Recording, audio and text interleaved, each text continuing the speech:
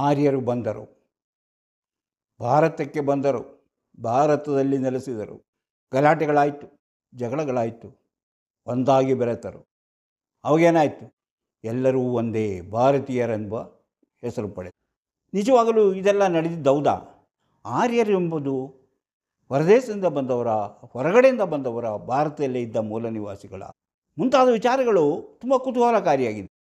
ಸಾಮಾನ್ಯವಾಗಿ ಹಿಂದಿನ ಕಾಲದಿಂದಲೂ ಜನರು ವಲಸಿಗರಾಗಿದ್ದರು. ಅಂದರೆ ಇನ್ನೂ ನಾಗರಿಕತೆ ಬೆಳೆಯುವುದಕ್ಕಿಂತ ಮೊದಲು 40 ಲಕ್ಷ 50 ಲಕ್ಷ ವರ್ಷಗಳ ಹಿಂದೆ ಎಲ್ಲರೂ ಅಲೆಮಾರಿಗಳಾಗಿದ್ದರು. ಆಫ್ರಿಕಾದಿಂದ ಭಾರತಕ್ಕೆ ಬಂದರು. ಅಂಥವರು ಕೆಲವರಿದ್ದಾರೆ. ಹಾಗೆಯೇ ಮಧ್ಯ ಏಷ್ಯಾದಿಂದ, ಯುರೋಪಿನಿಂದ, ಮಂಗೋಲಿಯಾದಿಂದ ಮತ್ತೆ ಕೆಲವರು ವಲಸೆ ಬಂದರು ಎಂಬುದು ಕೆಲವು ಚರಿತ್ರೆಗಳ ತಿಳಿದು ಬರುವಂತಹ ವಿಷಯಗಳು. ಇಂತಹ ಘಟನೆಗಳು ನಡೆದಿರಬಹುದೇ ಎಂಬುದು ಅನುಮಾನ. ಯಾಕಂದರೆ ಹರಪ್ಪ ಮೊಹೆಂಜೊದಾರೋ ಅಲ್ಲಿದ್ದಂತಹ ನಾಗರಿಕತೆಯನ್ನು ನಾವು ಈ ವಲಸೆ ಬಂದರು ಅಂತ ಹೇಳಿದ್ದಂತಹ ಆ ಜನರ ಜೀವನ ಶೈಲಿಗೂ ತುಂಬ ವ್ಯತ್ಯಾಸ ಇದೆ. ಹಾಗಾದರೆ ಹರಪ್ಪ ಮೊಹೆಂಜೊದಾರೋ ಇರಲಿ, ನಾಗರಿಕತೆ ಇತ್ತು, ಅಲ್ಲೊಂದು ಜನಾಂಗ ಇದ್ದರು, ಅವರು ಇಲ್ಲಿಂದ ವಲಸೆ ಬಂದವರಲ್ಲ, ಅವರು ಮೂಲ ನಿವಾಸಿಗಳು ಎಂದು ಹೇಳುವವರು ಇದ್ದಾರೆ. ಹಾಗಾದರೆ ಇದರಲ್ಲೆಲ್ಲ ಸಂಶೋಧನೆಗಳು ಹೇಗೆ ನಡೆಯುತ್ತೆ? ಯಾವ ರೀತಿಯ ಸಂಶೋಧನೆಗಳಿಂದಾಗಿ ನಾವು ಇಂಥ ವಿಚಾರಗಳನ್ನು ತಿಳಿಯಬಹುದು? ಆರ್ಯರು ಬಂದಿದ್ದು, ಮಂಗೋಲಿಯಾದಿಂದ ಕುದುರೆ ತಂದಿದ್ದು, ನಮ್ಮ ವೇದ ಉಪನಿಷತ್ತುಗಳು ಹಾಗೂ ಇರಾಕಿನ ಒಂದು ಧರ್ಮಗ್ರಂಥ ಎಲ್ಲವನ್ನೂ ನಾವು ಪರಿಶೀಲನೆ ಮಾಡಿದಾಗ ನಮಗೆ ತಿಳಿದು ಬರುವ ವಿಚಾರಗಳನ್ನು, ಆ ವಿಚಾರಗಳು ನಾವು ನಮ್ಮ ಚರಿತ್ರೆಯಾಗಿ ಅದನ್ನು ತಿಳಿದುಕೊಂಡು ಆ ರೀತಿಯಲ್ಲಿ ಸಂಶೋಧನೆಗಳು ನಡೀತಾ ಇದೆ, ಇನ್ನೂ ನಡೀತಾ ಇದೆ. ಆ ಸಂಶೋಧನೆಗಳ ಇದುವರೆಗೂ ಕಂಡುಕೊಂಡಂತಹ ಆರ್ಯರು ಹೊರಗಿನವರೇ, ಇಲ್ಲಿನ ಮೂಲ ನಿವಾಸಿಗಳು ಯಾರು ಎಂಬಂಥ ವಿಚಾರಗಳ ಬಗ್ಗೆ ನಾವು ತಿಳಿದುಕೊಳ್ಳೋಣ. ಅದಕ್ಕಿಂತ ಮೊದಲು ಸುದ್ದಿ ಬರೋಣ, ದೇಶ ಸುತ್ತೋಣ, ಕೋಶ ಓದೋಣ, ಮನಸ್ಸಿನೊಳಗೆ ನುಗ್ಗಿ ನೋಡೋಣ. ಅದುವೇ ದಾರಿ ಮಾಣಿಯ ಟೈಮ್ಸ್. ಸ್ವಾಗತ ನಿಮಗೆಲ್ಲರಿಗೂ ಸ್ವಾಗತ. ಯಾವ ಚರಿತ್ರೆಯನ್ನು ಬರೆದಿರಲಿಲ್ಲ. ಆದ್ದರಿಂದಾಗಿ ನಾವು ಓರಿಯೆಂಟಲಿಸಮ್ ಅಂತ ಹೇಳಿದರೆ ಒಂದೊಂದು ಪ್ರದೇಶದ, ಒಂದೊಂದು ಜನರ ವಾಸದ, ಅಲ್ಲಿರುವ ಜನರ ಬಗ್ಗೆ ಸಂಶೋಧನೆ ಮಾಡಲು ಒಂದು ಇಂಡಿಯಾ ಚರಿತ್ರೆಯನ್ನು ಅವರು ಬರೆಯಲು ಅದಕ್ಕಾಗಿ ಅವರು ಯಾವುದರಿಂದ ಶುರು ಮಾಡ್ತಾರೆ? ವೇದದಿಂದ. ವೇದ ಮತ್ತು ಉಪನಿಷತ್ತುಗಳು. ಯಾಕಂದರೆ ಆವಾಗ ನಮ್ಮ ಚರಿತ್ರೆ ಬರೆದಿದ್ದೇನಿಲ್ಲ, ಇಂಥ ಸಿಕ್ಕಿರೋದು ಇಷ್ಟು. ಅವರಿಗೆ ವೇದ ಮತ್ತು ಉಪನಿಷತ್ತುಗಳೇ ಇದಕ್ಕೆ ಆಧಾರವಾಗಿಟ್ಟುಕೊಂಡು ಅವರು ಸಂಶೋಧನೆ ಮಾಡಲು ಆರಂಭಿಸುತ್ತಾರೆ. ಇಂಥ ವಿಷಯಗಳನ್ನು ಹೊತ್ತು ಬರುತ್ತಿರುವಂತಹ ಮಾಣಿಯ ಟೈಮ್ಸ್ ಯೂಟ್ಯೂಬ್ ಚಾನಲನ್ನು ನೀವು ಇನ್ನೂ ಸಬ್ಸ್ಕ್ರೈಬ್ ಮಾಡಿಲ್ಲವಾದರೆ ಈಗಲೇ ಕೆಳಗೆ ಕಾಣುವ ಸಬ್ಸ್ಕ್ರೈಬ್ ಎಂದು ಬರೆದಲ್ಲಿ ಒಮ್ಮೆ ಕ್ಲಿಕ್ ಮಾಡಿ ಸಾಕು, ನೀವು ಸಬ್ಸ್ಕ್ರೈಬ್ ಆಗ್ತೀರಿ. ಅದೇ ರೀತಿ ಪಕ್ಕದಲ್ಲಿ ಕಾಣುವ ಗಂಟೆಯ ಚಿಹ್ನೆಯನ್ನು ಒಮ್ಮೆ ಕ್ಲಿಕ್ ಮಾಡಿದರೆ ಮಾಣಿಯ ಟೈಮ್ಸ್ ಯೂಟ್ಯೂಬ್ ಚಾನಲ್ ಯಾವುದೇ ಹೊಸ ವೀಡಿಯೋ ಅಪ್ಲೋಡ್ ಆದರೆ ಕೂಡಲೇ ನಿಮ್ಮ ಮೊಬೈಲಿಗೆ ನೋಟಿಫಿಕೇಷನ್ ಬರುವುದರಿಂದ ನೀವು ಎಲ್ಲ ವಿಷಯಗಳನ್ನು ತಿಳಿದುಕೊಂಡು ನಿಮ್ಮ ಜೀವನಕ್ಕೆ ಯಾವುದು ಅವಶ್ಯಕವೋ ಅದನ್ನು ಅಳವಡಿಸಿಕೊಂಡಾಗ ನೀವು ಜೀವನದಲ್ಲಿ ಅಭಿವೃದ್ಧಿ ಆಗ್ತೀರಿ, ಯಶಸ್ವಿಯಾಗುತ್ತೀರಿ, ಸಂತೋಷಕರವಾದ ಜೀವನ ನಡೆಸಲು ಸಾಧ್ಯ. ಪ್ರತಿಯೊಂದು ವಿಡಿಯೋವನ್ನು ಆರಂಭದಿಂದ ಕೊನೆಯವರೆಗೂ ನೋಡಿ, ಲೈಕ್ ಮಾಡಿ, ಶೇರ್ ಮಾಡಿ, ಪ್ರೋತ್ಸಾಹ ಕೊಡಿ. ಹೀಗೆ ನಾನು ಹೇಳಿದೆ, ವೇದ ಮತ್ತು ಉಪನಿಷತ್ತುಗಳನ್ನು ಅವರು ಅಧ್ಯಯನಕ್ಕೆ ಬಳಸಿಕೊಂಡರು. ಹಾಗಾದರೆ ಅದು ಯಾವ ಭಾಷೆಯಲ್ಲಿದೆ? ಅದು ಸಂಸ್ಕೃತ ಭಾಷೆಯಲ್ಲಿದೆ. ಸಂಸ್ಕೃತ ಭಾಷೆಯಲ್ಲಿ ಅವರಿಗೆ ತಿಳಿಯೋದಿಲ್ಲ. ಆದ್ದರಿಂದ ಅವರು ಸಂಸ್ಕೃತವನ್ನು ಕಲಿಯಲು ಆರಂಭಿಸಿದರು. ಯಾರು? ವಿಲಿಯಂ ಜಾನ್ ಆ ರೀತಿಯಲ್ಲಿ ಅವರು 1784ರಲ್ಲಿ ನೆನ್ಪಿಟ್ಕೊಳ್ಳಿ, ಏಷ್ಯಾಟಿಕ್ ಆಫ್ ಇಂಡಿಯಾ ಅಂತ ಹೇಳಿ ಒಂದು ಸಂಸ್ಥೆಯನ್ನು ಶುರು ಮಾಡಿ ಅದರ ಮೂಲಕ ಅಧ್ಯಯನವನ್ನು ಶುರು ಮಾಡಿದರು. ಆವಾಗ ಅವರಿಗೆ ಇದರಲ್ಲಿರುವಂತಹ ಈ ಉಪನಿಷತ್ತು ಮತ್ತು ಸಂಸ್ಕೃತವನ್ನು ಕಲಿತು ಅದರಲ್ಲಿರುವಂತಹ ವಿಷಯಗಳನ್ನು 1784ರಲ್ಲಿ ಒಂದು ಥಿಯರಿಯನ್ನು ಅವರು ಬರೆದರು. ಇಂಡಿಯಾ ಪ್ರೋಟೋ ಇಂಡಿಯನ್ ಲ್ಯಾಂಗ್ವೇಜ್ನಿಂದ ಬೇರೆ ಬೇರೆ ಭಾಷೆ ಬೆಳೆದಿದೆ. ಅಂದರೆ ಈ ಆರ್ಯನ್ನರು ಮಧ್ಯ ಏಷ್ಯಾದಿಂದ ಬಂದವರು. ಮಧ್ಯ ಏಷ್ಯಾದಿಂದ ಬಂದು ಇಲ್ಲಿ ವಲಸೆ ಬಂದು ಒಂದೇ ಗುಂಪಾಗಿ ಬರಲಿಲ್ಲ, ಬೇರೆ ಬೇರೆ ಗುಂಪಾಗಿ ಬಂದರು. ಹಾಗೆ ಬಂದು ನೆಲೆಸಿದವರು. ಆದುದರಿಂದ ಇವರ ಸಂಸ್ಕೃತವು ಬೇರೆ ಒಂದು ಯಾವುದು, ಅವರು ಪ್ರೋಟೋ ಇಂಡಿಯನ್ ಲ್ಯಾಂಗ್ವೇಜ್ ಅಂತ, ಪ್ರೋಟೋ ಇಂಡೋ ಲ್ಯಾಂಗ್ವೇಜ್ ಎಂಬ ಒಂದು ಭಾಷೆಯಿಂದ ಅವರು ಇಲ್ಲಿ ಬಂದು ಆ ಭಾಷೆಯಲ್ಲಿ ಮಾರ್ಪಾಡುವಾಗಿ ಸಂಸ್ಕೃತವು ಹುಟ್ಟಿಕೊಂಡಿತು. ಸಂಸ್ಕೃತ ಹುಟ್ಟಿಕೊಂಡ ಮೇಲೆ ಆ ಭಾಷೆ ಸಂಸ್ಕೃತದಲ್ಲಿ ಅವರು ಬರವಣಿಗೆಯನ್ನು ಆರಂಭಿಸಿದರು ಎಂಬುದು ಅವರು ಕಂಡುಕೊಂಡಂತಹ, ಅವರು ಸಂಶೋಧನೆ ಮಾಡಿ ತಿಳಿದುಕೊಂಡ ವಿಚಾರವಾಗಿತ್ತು. ಅಂದರೆ ಪ್ರೋಟೋ ಇಂಡಿಯನ್ ಇಂಡಿಯಾ ಅಂದರೆ ಥಿಯರಿ ಆಫ್ ಇಂಡಿಯಾ ಅಂತ ಅವರು ಪ್ರಕಟಿಸಿದ್ದು 1786ರಲ್ಲಿ. ಅದರ ಇಂಡಿಯಾ ಅದರಲ್ಲಿ ಅವರು ಹೇಳಿದ್ದು ಸಂಸ್ಕೃತ ಭಾಷೆ ಅಥವಾ ಪ್ರಪಂಚದ ಬೇರೆ ಬೇರೆ ಭಾಷೆಗಳು ಪ್ರೋಟೋ ಇಂಡಿಯನ್ ಲ್ಯಾಂಗ್ವೇಜಿನಿಂದ ಬೇರೆ ಬೇರೆ ಭಾಷೆ ಅಂದರೆ ಸೆಂಟ್ರಲ್ ಏಷ್ಯಾದಿಂದ ಬಂದವುದು ಅಂತ ಹೇಳ್ತಾರೆ. ಅಂದರೆ ಇಂಡೋ ಆರ್ಯನ್ ಲ್ಯಾಂಗ್ವೇಜ್ ಅಂತ ಅದಕ್ಕೆ ಹೆಸರಿಟ್ಟರು. ಅಂದರೆ ಇಂಡಿಯನ್ ಆರ್ಯನ್ ಲ್ಯಾಂಗ್ವೇಜ್ ಅಂತ ಅದಕ್ಕೆ ಹೆಸರಿಟ್ಟರು. ಸಂಸ್ಕೃತ, ಆ ಭಾಷೆಯಿಂದ ಸಂಸ್ಕೃತ, ಪಾಲಿ, ಪ್ರಾಕೃತಿಕ ಭಾಷೆಗಳು ಬೇರೆ ಬೇರೆ ಹುಟ್ಟಿಕೊಂಡವು ಎಂಬುದು ಅವರ ಸಂಶೋಧನೆಯಿಂದ ತಿಳಿದು ಬಂದ ವಿಚಾರ. ಅಂದರೆ ಅವರ ಅಭಿಪ್ರಾಯದಲ್ಲಿ ಆರ್ಯನ್ನರು, ಬ್ರಿಟಿಷರು, ಯುರೋಪಿಯನ್ನರು ಎಲ್ಲರೂ ಒಂದೇ ಇದಕ್ಕೆ ಸೇರಿದ ಜನ, ಒಂದೇ ಸ್ಪೇಸಿಯಸ್ಗೆ ಸೇರಿದ ಜನ ಎಂಬುದಾಗಿತ್ತು. ಅಂದರೆ ಇದು ಯಾವುದರ ಮೂಲಕ ಅವರು ಕಂಡುಕೊಂಡಿದ್ದು? ಅವರು ವೇದ ಮತ್ತು ಉಪನಿಷತ್ತುಗಳನ್ನು ಅಭ್ಯಾಸ ಮಾಡಿ. ಯಾಕಂದರೆ ವೇದ ಮತ್ತು ಉಪನಿಷತ್ತುಗಳಲ್ಲಿ ಆ ಕಡೆಯ ಲ್ಯಾಂಗ್ವೇಜಿನ ಅಂದರೆ ಆ ಆರ್ಯನ್ ಜನ ಇರುವಂಥದ್ದು, ಯಾರು ಈಗ ಇರಾಕ್ ಅಲ್ಲಿರುವಂತಹ ವಿಷಯಗಳು ಮತ್ತು ಇಲ್ಲಿಯ ವಿಷಯಗಳಿಗೂ ತುಂಬಷ್ಟು ಹೋಲಿಕೆ ಇರುವುದನ್ನು ಅವರು ಕಂಡುಕೊಂಡಿದ್ದರು. ಅಂದರೆ ಇರಾನ್ನಲ್ಲಿ ಇರುವಂತಹ ಆ ಕಾಲದೇ ಆದಂತಹ ಅವರ ಒಂದು ಗ್ರಂಥದಲ್ಲಿ ಈ ವೇದದ ಉಪನಿಷತ್ತುಗಳಲ್ಲಿ ಇರುವಂತಹ ವಿಷಯಗಳೇ ಹೆಚ್ಚಾಗಿ ಇರುವುದನ್ನು ಅವರು ಕಂಡುಕೊಂಡಿದ್ದಾರೆ. ಅಂದರೆ ಅವರು ಸಾ ಅಂತ ಬಳಸಬೇಕಾದ ಕಡೆಯಲ್ಲ, ಸಾ ಸಿ ಅಂತ ಬಳಸಬೇಕಾದ ಕಡೆಯಲ್ಲ, ಹಾಕಾರವನ್ನೇ ಹಾ ಹಿ ಅಂತಲೇ ಬಳಸ್ತಾ ಇದ್ದರು ಎಂಬುದಾಗಿ ಕಂಡುಕೊಂಡ್ರು. ಅಂದರೆ ಅಲ್ಲಿನ ಆ ಭಾಷೆಗೂ ಈ ಭಾಷೆಗೂ ಸಂಬಂಧವಿದೆ. ಅಂದರೆ ನಾವು ಇದನ್ನು ಆರ್ಯನ್ ಇನೋವೇಷನ್ ಥಿಯರಿ ಅಂತ ನಾವು ಹೇಳೋದು. ಅಂದರೆ ಇಂಥ ಭಾಷೆ ಒಂದೇ ರೀತಿಯ ಭಾಷೆಗಳು, ಒಂದೇ ರೀತಿಯ ಜನಾಂಗ, ಒಂದೇ ಜೀವ ಹಾಗೆ ಹೇಳಿ ಅವರಿಗೆ ತನ್ನ ಕಲೋನಿಯನ್ನು ಸ್ಥಾಪಿಸಬೇಕಾಗಿದ್ದು. ಆರ್ಯರನ್ನು ಕಂಡಾಗ ಆರ್ಯರೆಂಬುದನ್ನು ತಿಳಿದುಕೊಂಡು ನೀವು ಒಂದೇ, ನಮ್ಮ ರೇಸಸ್ ಅಂದರೆ ನಮ್ಮ ಬಣ್ಣ, ಮೈ ಬಣ್ಣ ಸ್ವಲ್ಪ ವ್ಯತ್ಯಾಸ ಆಗಿದೆ ಹೊರತು ನಾವೆಲ್ಲರೂ ಒಂದೇ ಎಂಬ ಒಂದು ಕಲ್ಪನೆ ಉತ್ತರ ಭಾರತೀಯರ ಅಲ್ಲಿ ತುಂಬಿದರು, ಅಂದರೆ ಆರ್ಯರು ಅಂತ.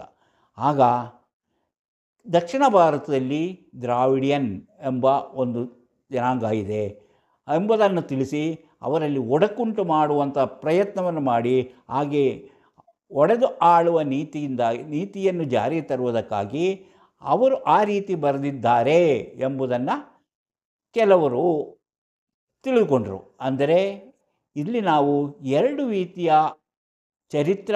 ಚರಿತ್ರೆಯನ್ನು ಅಥವಾ ಜನಾಂಗದ ವಿಶೇಷತೆಯನ್ನು ತಿಳಿದುಕೊಳ್ಳಬೇಕಾಗುತ್ತೆ. ಒಂದನೇದಾಗಿ ಎಸ್ಟಾಬ್ಲಿಷ್ಡ್ ಚರಿತ್ರೆ, ಮತ್ತೊಂದು ಆಲ್ಟರ್ನೇಟ್ ಚರಿತ್ರೆ. ಈ ಎರಡು ರೀತಿಯ ಚರಿತ್ರೆಗಳು ಹುಟ್ಟಿಕೊಳ್ಳಲು ಕಾರಣವಾಯಿತು. ಅಂದರೆ ಎಸ್ಟಾಬ್ಲಿಷ್ಡ್ ಅಂದರೆ ಯಾವುದರಲ್ಲಿ ಹೆಚ್ಚಿನ ದಾಖಲೆಗಳು ಸಿಗುತ್ತೋ, ಯಾವುದು ಹೆಚ್ಚಿನ ದಾಖಲೆಗಳಿಂದ ಕೂಡಿರುತ್ತೋ ಅದು ಎಸ್ಟಾಬ್ಲಿಷ್ಡ್ ಅಂದರೆ ಎಲ್ಲರೂ ಒಪ್ಪುವಂತಹ ದಾಖಲೆಗಳು. ಆದರೆ ಆಲ್ಟರ್ನೇಟಿವ್ ಚರಿತ್ರೆ ಅಂದರೆ ಇದಕ್ಕೆ ವಿರುದ್ಧವಾಗಿ ಅವರು ಕಂಡುಕೊಂಡಂತಹ ದಾಖಲೆಗಳು ಬಂದಾಗ, ದಾಖಲೆಗಳನ್ನು ಪರಿಶೀಲನೆ ಮಾಡಿದಾಗ ಆ ದಾಖಲೆಗಳಲ್ಲಿಯೂ ಸಾಕಷ್ಟು ವಿಷಯಗಳಿದ್ದಾಗ ಅದು ಸಹ ಎಸ್ಟಾಬ್ಲಿಷ್ಡ್ ಆಗುತ್ತೆ. ಅದು ಎಲ್ಲಿ ತನಕ ಆ ದಾಖಲೆಗಳನ್ನು ಎಲ್ಲರೂ ಒಪ್ಪುವುದಿಲ್ಲವೋ ಅಲ್ಲಿವರೆಗೂ ಆಲ್ಟರ್ನೇಟಿವ್ ಆಗುತ್ತೆ. ಹಾಗೆ ಅದು ಬೆಳೆದು ಬಂದಿರುತ್ತೆ. ಈಗ ನಾವು ಹೇಳಿದ್ದು ವಿಲಿಯಂ ಜಾನ್ಸ್ ಹೇಳಿದಂಥ ವಿಚಾರವನ್ನು ಹೇಳಿದ್ವಿ. ಪ್ರೋಟೋ ಇಂಡಿಯನ್ ಲ್ಯಾಂಗ್ವೇಜಿನ ಬಗ್ಗೆ ಹೇಳಿದ್ವಿ. ಇಂಡೋ ಆರ್ಯನ್ ಲ್ಯಾಂಗ್ವೇಜ್, ಸಂಸ್ಕೃತ, ಪಾಲಿ ಮುಂತಾದವುಗಳ ಬಗ್ಗೆ ಹೇಳಿದ್ವಿ. ಹಾಗೆ 1816ರಲ್ಲಿ ಮದ್ರಾಸಿನಲ್ಲಿರುವ ಎಲ್ಲಿಸ್ ಮತ್ತೊಂದು ಲ್ಯಾಂಗ್ವೇಜ್ ಇದೆ ಎಂಬುದನ್ನು ಕಂಡುಕೊಂಡಳು. ಅದು ದ್ರಾವಿಡಿಯನ್ ಲ್ಯಾಂಗ್ವೇಜ್. ಆ ದ್ರಾವಿಡಿಯನ್ ಲ್ಯಾಂಗ್ವೇಜಕ್ಕೆ ಏನೆಂದರೆ ಅದು ಒಂದು ಜನಾಂಗವೇ ಬೇರೆ, ಈ ಜನಾಂಗವೇ ಬೇರೆ ಎಂಬುದನ್ನಾಗಿ ಅವರು ಹೇಳಿಕೊಂಡರು. ಹಾಗೆ ಅದನ್ನು ಅವರು ಒಪ್ಪಿಕೊಂಡರು. ಯಾವುದು? ಜನಗಳಿಗೆ ಹೆಚ್ಚಿಗೆ ಅನುಕೂಲವಾಯಿತು. ಹೌದು, ಇಲ್ಲಿರುವಂತಹ ದಕ್ಷಿಣ ಭಾರತದಲ್ಲಿರುವಂತಹ ದ್ರಾವಿಡಿಯನ್ ಲ್ಯಾಂಗ್ವೇಜ್ ಆ ಜನಾಂಗವೇ ಬೇರೆ, ಇಲ್ಲಿರುವ ಜನಾಂಗ ಸ್ಪೇಸಿಸೇ ಬೇರೆ, ಅಲ್ಲಿರುವ ಜನಾಂಗ ಸ್ಪೇಸಿಸೇ ಬೇರೆ ಎಂಬುದನ್ನು ಅಂದಿನ ಎಲ್ಲಿಸ್ ಎಂಬುವರು ಕಂಡುಕೊಂಡರು.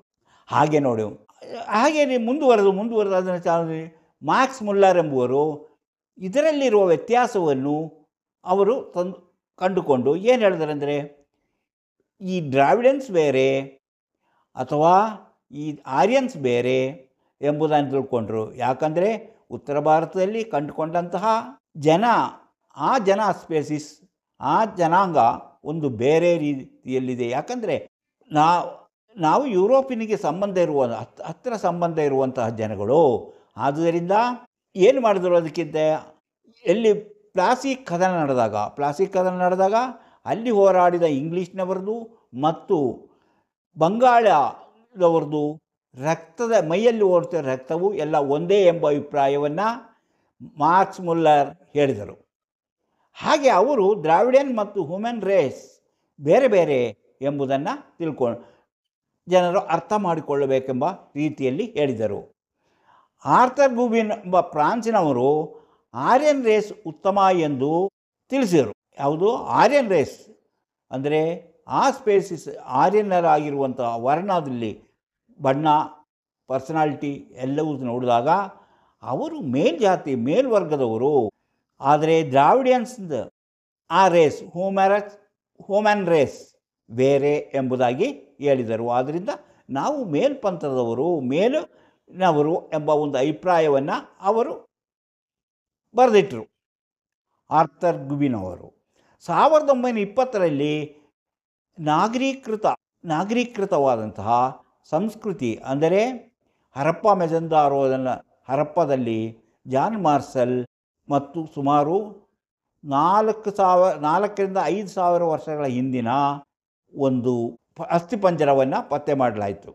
ಅಲ್ಲಿ ಸಿಕ್ಕಂತಹ ಅಸ್ಥಿಪಂಜರ ಕಿವಿಯ ಹಿಂದಿನ ಅದರ DNA ಪರೀಕ್ಷೆ ಮಾಡಿದಾಗ ಆ DNA ಇರಾಕಿನಲ್ಲಿರುವಂತಹ ಜನರ DNA ವ್ಯತ್ಯಾಸ ಇದೆ ಎಂದು ಕಂಡುಹಿಡಿದರು. ಅದರಿಂದಾಗಿ ಆರ್ಯನ್ನರು ಎಂಬುದು ಭಾರತದ ಮೂಲ ನಿವಾಸಿಗಳೇ ಹೊರತು ಅವರು ಬೇರೆ ಕಡೆಯಿಂದ ಬಂದವರಲ್ಲ ಎಂಬುದನ್ನು ಹೇಳಿದರು.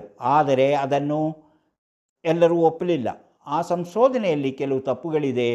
ಅವರ ಒಂದು DNA ಈ ರೀತಿಯಲ್ಲಿ ವ್ಯತ್ಯಾಸ ಇದ್ದರೆ ಅದನ್ನೇ ನಾವು ಹೇಳೋಕ್ಕಾಗೋದಿಲ್ಲ.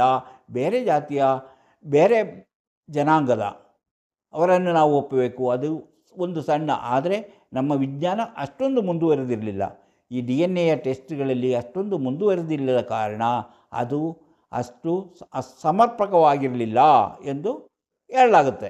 ಹಾಗೆ ಈಗ ನಾವು ಒಂದು ಚರಿತ್ರೆಯನ್ನು ನೋಡಬೇಕಾದ್ರೆ ಅಥವಾ ಪತ್ತೆ ಮಾಡಬೇಕಾದ್ರೆ, ಸಂಶೋಧನೆ ಮಾಡಬೇಕಾದ್ರೆ ಲಿಟ್ರಿಕಲ್ ಅಂದರೆ ಬರವಣಿಗೆಯಲ್ಲಿರುವುದನ್ನು ಮತ್ತು ಕೆಲವು ನಮ್ಮ ಈ ಶಾಸನಗಳು, ಕಲ್ಲುಗಳು ಅಥವಾ ಆ ಪಳೆಯುಳಿಯುವಿಕೆಯು ಮುಂತಾದ ವಸ್ತುಗಳನ್ನೇ ಎಲ್ಲವನ್ನ ನಾವು ನೋಡಿ ಅಲ್ಲಿರುವಂಥ ಜನರ ಇತಿಹಾಸವನ್ನು ತಿಳಿಯಲು ಅಧ್ಯಯನ ಮಾಡಲಾಗುತ್ತದೆ.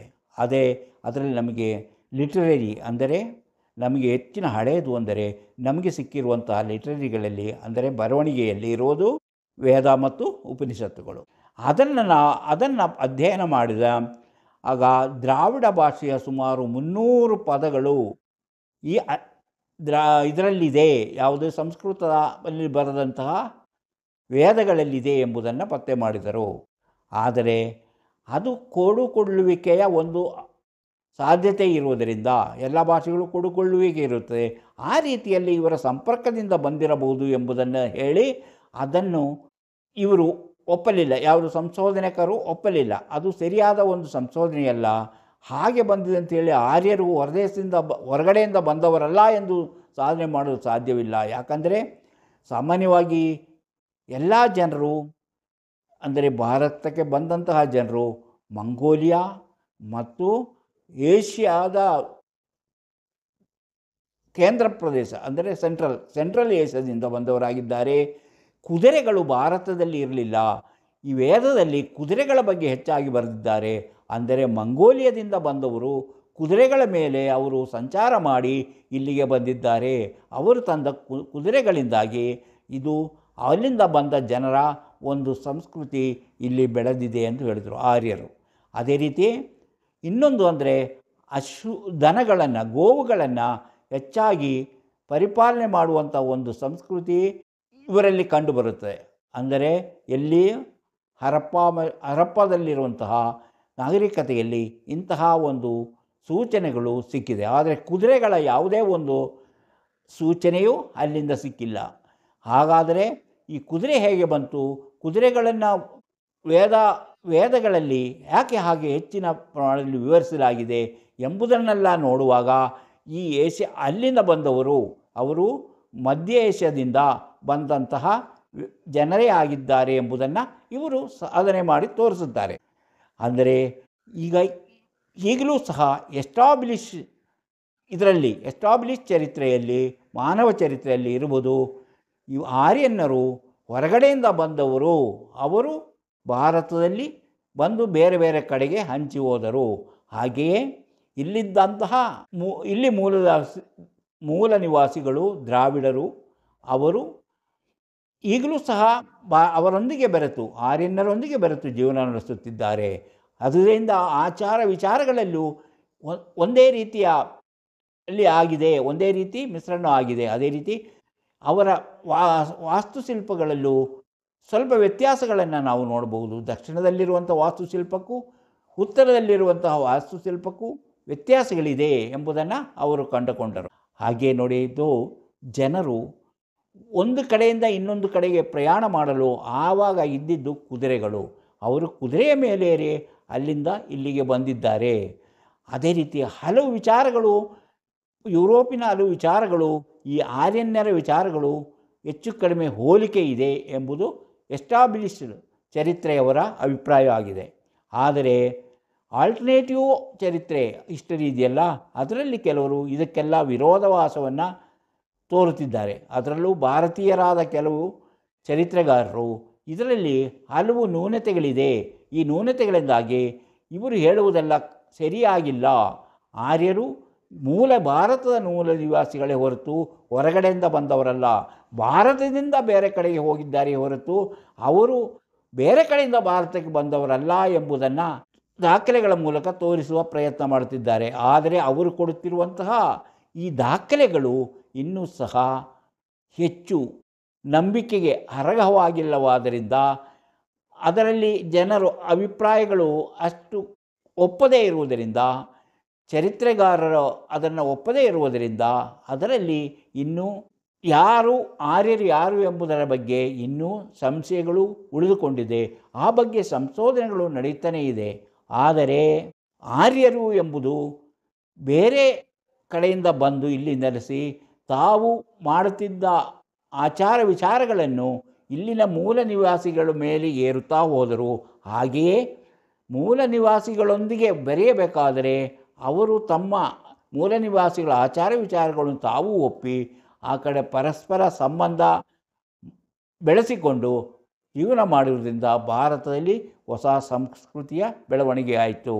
ಸಿಂಧೂ ನದಿ ನಾಗರಿಕತೆ ಅದನ್ನು ಅರೇಬಿಯನ್ನರು ಸಿಂಧೂ ಅನ್ನೋದನ್ನು ಹಿಂದೂ ಎಂಬ ಪದಗಳಿಂದ ಬಳಸಿ ಆ ನಾಗರಿಕತೆಯ ಹೆಸರಿನಲ್ಲಿ ಅವರು ಉಪಯೋಗಿಸ್ತಾ ಬಂದಂಥ ಪದಗಳೇ ಹಿಂದೂ.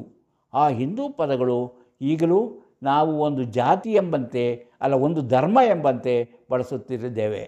ಆದರೆ ಇದರಲ್ಲಿ ಇನ್ನಷ್ಟು ವಿಷಯಗಳು ಹೊರಬರಬೇಕಾಗಿದೆ. ಆ ವಿಷಯಗಳು ಹೊರಬಂದಾಗ ನಾವು ಯಾರು, ಎಲ್ಲಿಂದ ಬಂದವರು ಎಂಬುದನ್ನು ತಿಳ್ಕೊಳ್ಳಬಹುದು.